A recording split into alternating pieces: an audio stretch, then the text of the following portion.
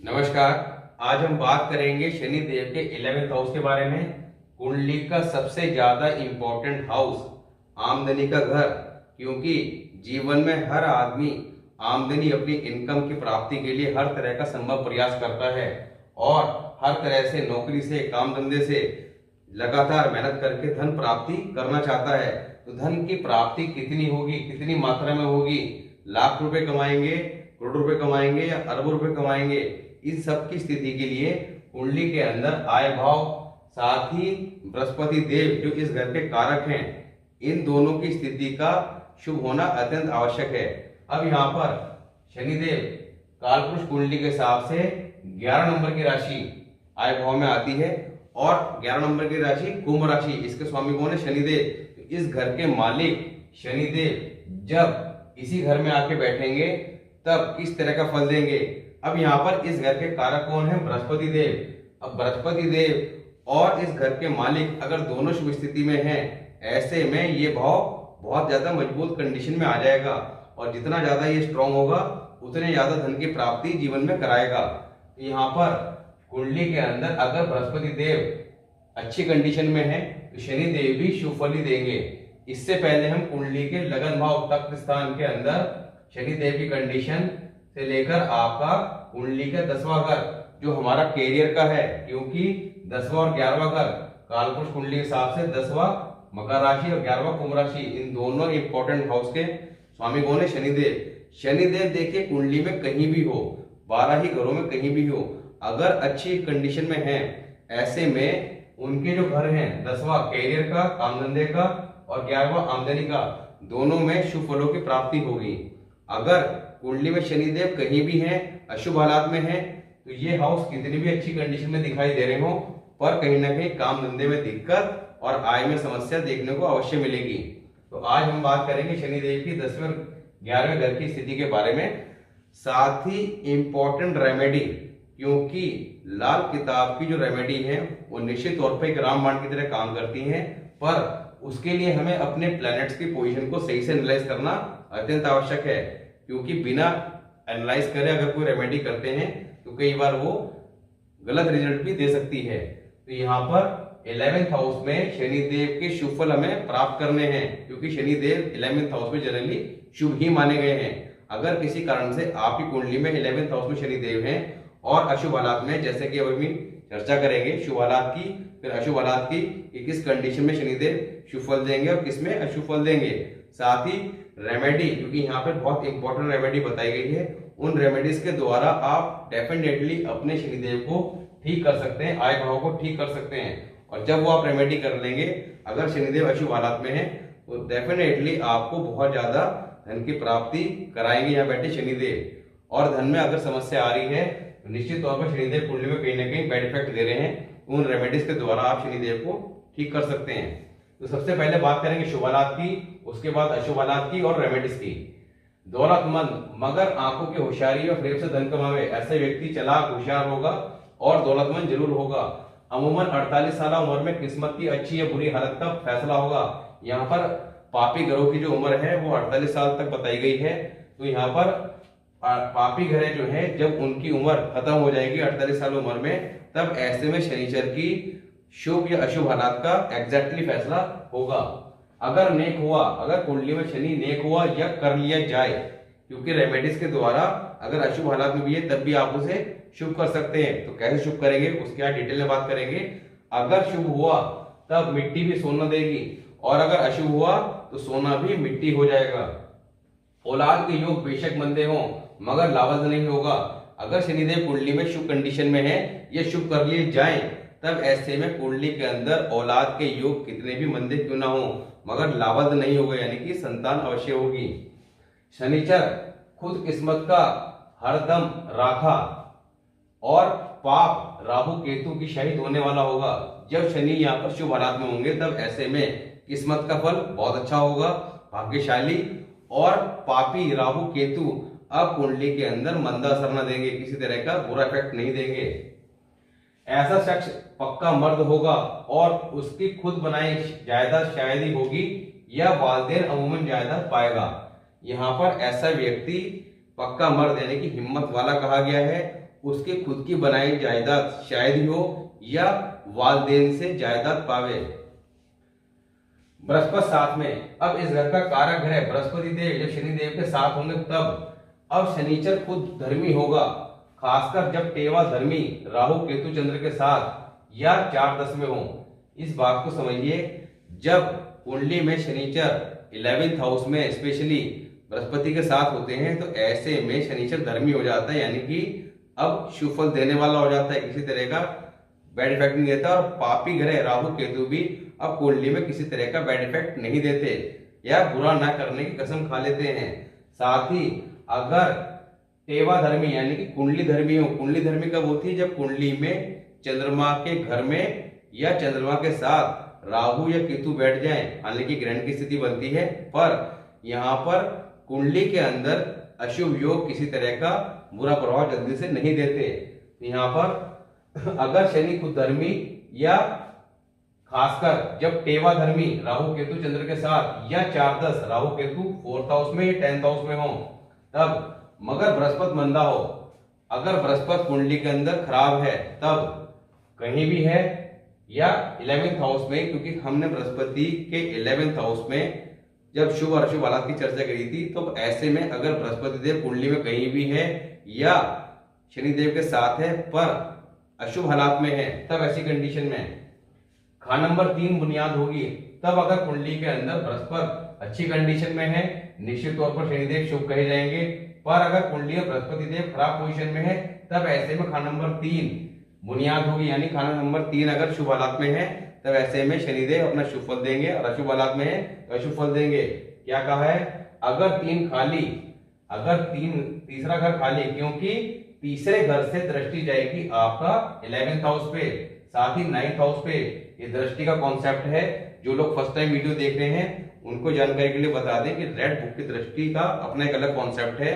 तो इसके लिए हमने एस्पेक्ट ऑफ प्लान के नाम से अलग से वीडियो बना रखा है, वहां जाकर आप समझ सकते हैं।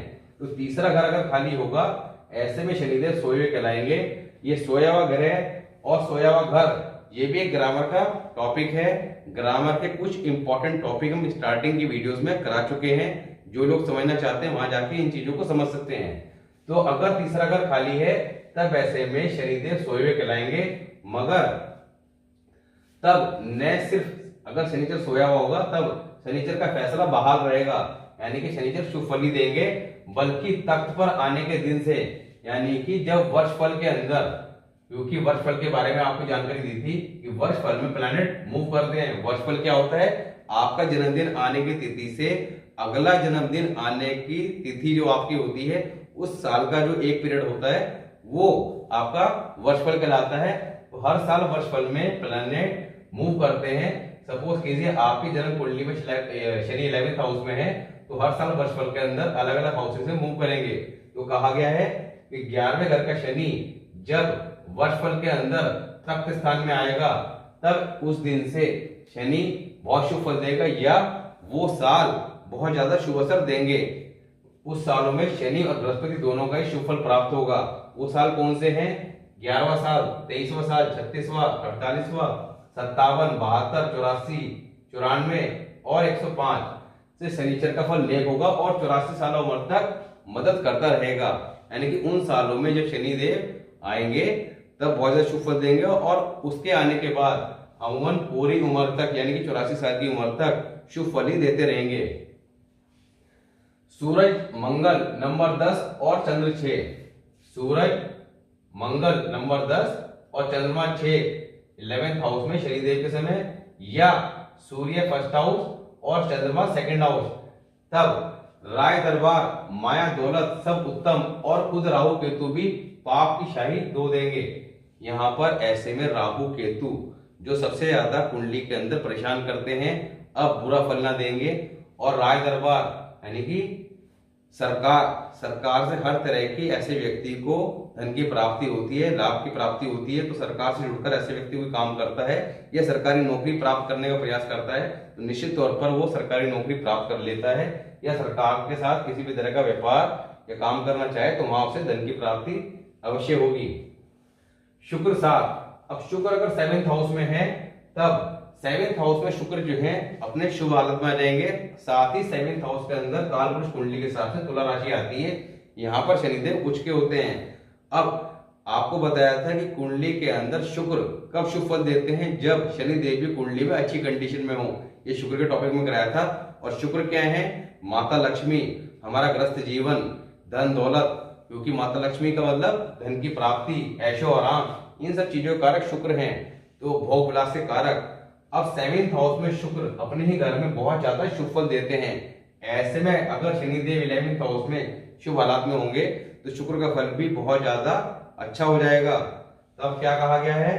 रफाए आम, यानी कि लोगों की मदद करने के काम से फायदे और आराम की पूरी ताकत और नेक असर, खुद आराम पावे, यानी कि कुल मिला के हर हिसाब से ऐसा व्यक्ति आरामदायक जिंदगी बसर करता है। उपाय, अब यहाँ पर शुभ काम कोई भी शुरू करने के लिए पानी का घड़ा घर में स्थापित करना बहुत ज्यादा शुभ फल कहा देगा।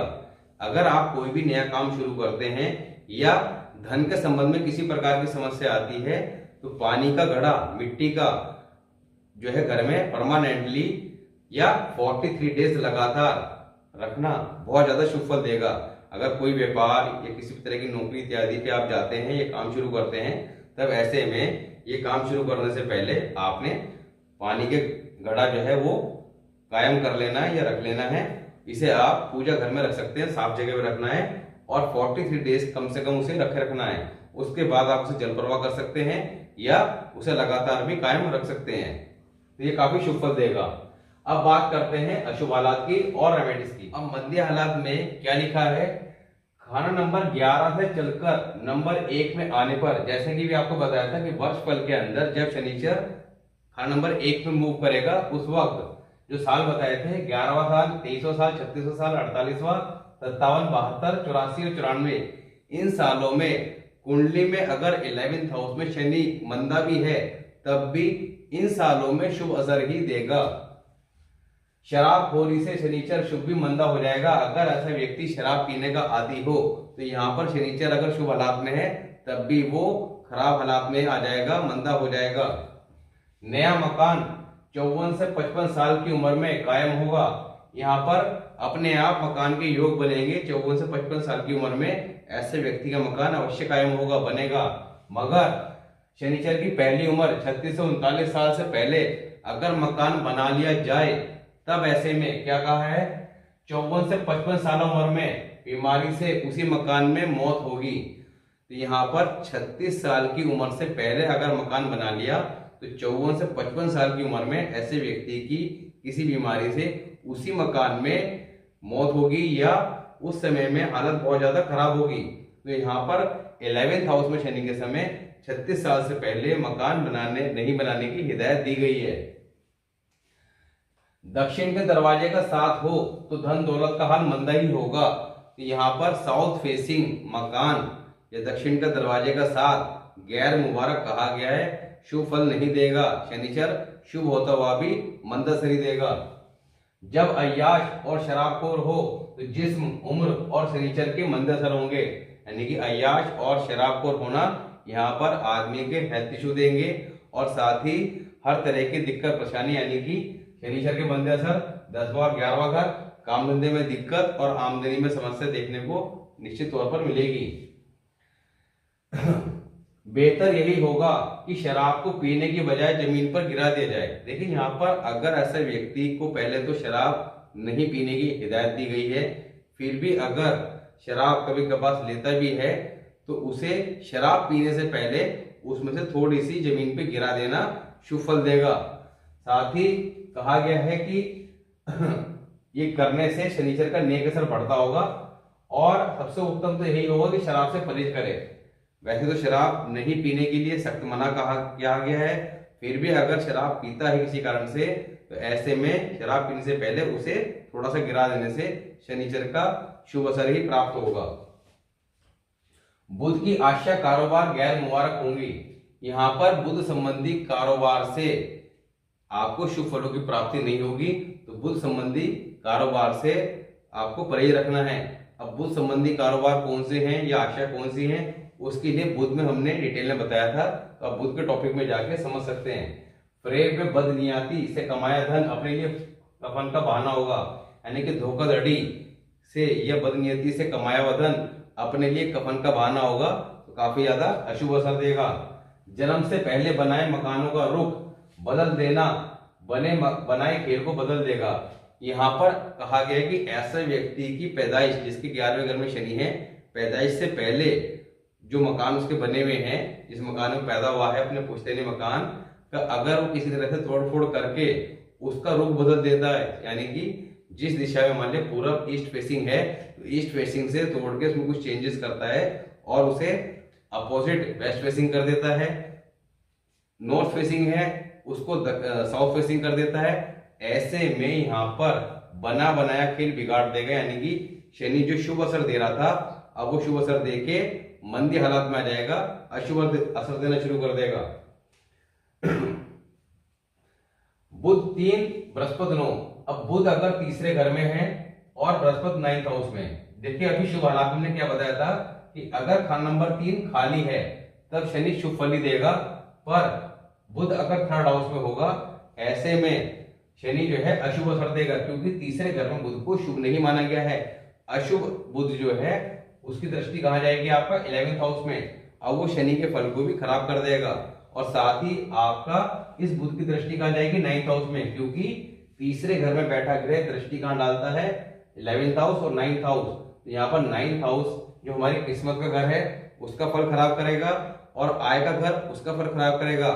अगर बृहस्पति यहाँ पे 9th हाउस में है तो और भी ज्यादा खराब असर, क्योंकि यहाँ पर 9th हाउस खराब, साथ ही धन का कारक बृहस्पति 9th हाउस पे जब बुध की दृष्टि उस पर आ रही होगी, उसका फल और ज्यादा खराब हो जाएगा, और जब बृहस्पति खराब हो जाएगा तो यहाँ बैठे शनि का फल वैसे भी खराब हो जाएगा। तो ये कंडीशन काफी ज्यादा खराब है। तो ऐसे में तीनों घरों का फल मंदा होगा, यानी कि शनि बुध बृहस्पति तीनों ही कुंडली में खराब असर के होंगे, और तीनों बहुत इंपॉर्टेंट प्लैनेट हैं।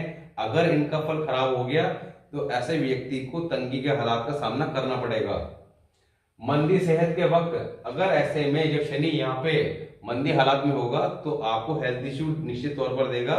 ऐसे में मंदी सेहत के वक्त कहा गया है कि 1 साल का औरत से परहेज, यानी कि पत्नी से 1 साल का परहेज शुभ असर देगा, अन्यथा वो बीमारी 3 साल जो बीमारी वो फेस कर रहा होगा वो कम से कम 3 साल और उसकी मियाद बढ़ जाएगी, या इससे ज्यादा भी समय तक वो रह सकती है। तो यहाँ पर अब हमने बात करी मंदी हालात की, और अब बात करते हैं रेमेडी की। क्या रेमेडी यहाँ पर बताई गई है जिससे शनि को शुभ रखा जा सके या उसके शुभ फल प्राप्त की जा सके। अब यहाँ पर हमने बात कर ली शुभ और अशुभ हालात की। अब सबसे इंपॉर्टेंट बात यह है कि यहाँ पर शनिदेव को कैसे शुभ रखा जाए, क्योंकि हमारी आमदन का घर है। तो यहाँ पर सबसे पहले आपको बताया कि आपने करना क्या है, एक तो पानी का घड़ा घर में परमानेंटली रखना है भरकर पूजा स्थान में। दूसरा आपने क्या करना है, एक तो बृहस्पति, क्योंकि कुंडली के अंदर शनिदेव कब खराब असर देंगे, जब कुंडली में बृहस्पति खराब होंगे। तो बृहस्पति को चेक करना है अपने हॉरोस्कोप में कि बृहस्पति आपके कहाँ बैठे हुए हैं, और जिस हाउस में बृहस्पति बैठे हुए हैं उस हाउस से रिलेटेड वीडियो में जाके बृहस्पति को ठीक रखने के लिए क्या प्रिकॉशन और क्या रेमेडी बताई गई है उनको करके आपने बृहस्पति को शुभ रखना है। इसके साथ ही आपने शनि की चीजें, सरसों का तेल, शराब, स्प्रिट, ये शनि की कारक चीजें हैं, इनको सुबह के समय जमीन पर गिराना, रोजाना थोड़ा सा आप गिरा सकते हैं, ये गिराते रहना। इससे क्या होगा, राय दरबार, गृहस्थी और आमदन तीनों ही इंपॉर्टेंट हाउस यानी कि सरकार के संबंध में, साथ ही आपके गृहस्थ जीवन और आपकी इनकम तीनों के संबंध में आ रही समस्याओं से बचाव होता रहेगा। तो यहाँ पर ये रेमेडी करके आप शनिदेव के शुभ फल प्राप्त कर सकते हैं। तो आज हमने बात करी 11th हाउस में शनिदेव की शुभ और अशुभ हालात के बारे में।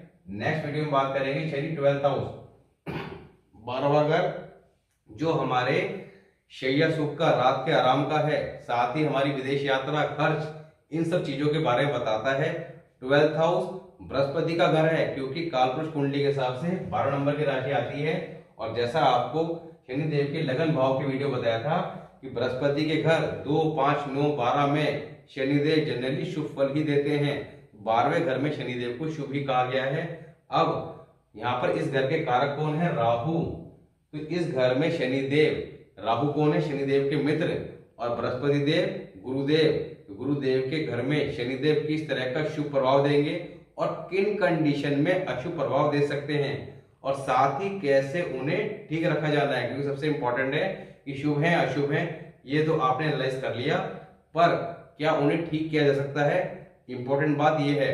तो यहाँ पर कैसे उन्हें एग्जैक्टली ठीक रखा जा सकता है, कौन सी इंपॉर्टेंट रेमेडी रेड बुक में बताई गई है, क्योंकि यहाँ पर मेरा प्रयास ये रहता है कि आपको डिटेल में सारी जानकारी बताई जाए, जिससे आप घर बैठे ही चीजों को समझ सकें, अपने हॉरोस्कोप को एनालाइज कर सकें और जीवन में आ रही समस्याओं को दूर कर सकें। तो मिलते हैं नेक्स्ट वीडियो में, तब तक के लिए नमस्कार।